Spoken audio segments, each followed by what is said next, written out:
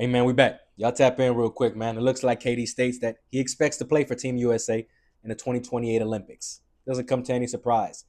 He also stated that I didn't say I wasn't playing. LeBron said he wasn't. You didn't hear that from me or Steph. And even with LeBron saying he isn't, I would still say maybe he does play. Because if he sees his boys, KD and Steph, and they're still at the top of their game, not at the top, but they're still fairly elite players in 2028, which I still see to be true. I don't see them falling off of a cliff to not be able to play for Team USA within a span of 2 years. And I think the same probably still applies for Braun. So I say if Curry and KD are suiting up in 2028 to play for Team USA, I would not be surprised if Braun wants in on the party because Braun he's gonna feel like he's missing out with all the accolades and accomplishments he's been able to achieve. I don't think he wants to let Steph and KD get that one over on him. So I think Braun would probably suit up in 2028 if he's still around in the league, which I probably think he still will be. I guess it was premeditated for him to say, "Oh, he's not going to play," but I think he'll change his mind come 2028. But with KD, I don't think you can. There's an argument to say he doesn't deserve to play. He's arguably the greatest Olympic player ever.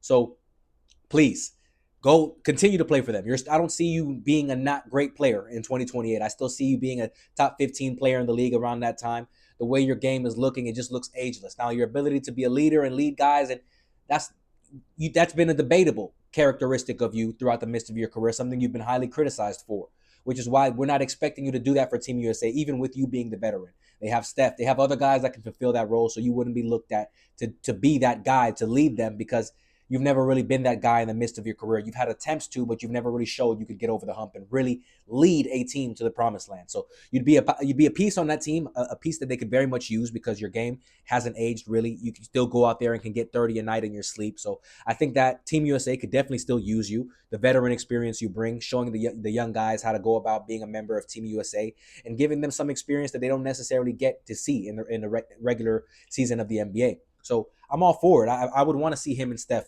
play. These are the legends we grew up watching play. And I get it. Some people be like, "Oh, they're old. Push them out. Let's get the young guys." I get it, but these guys aren't just regular guys. Once they're gone, and we may never see anybody replicate this level of play from these type of players again. So you really better cherish it while it's here because once it's gone, it's gone.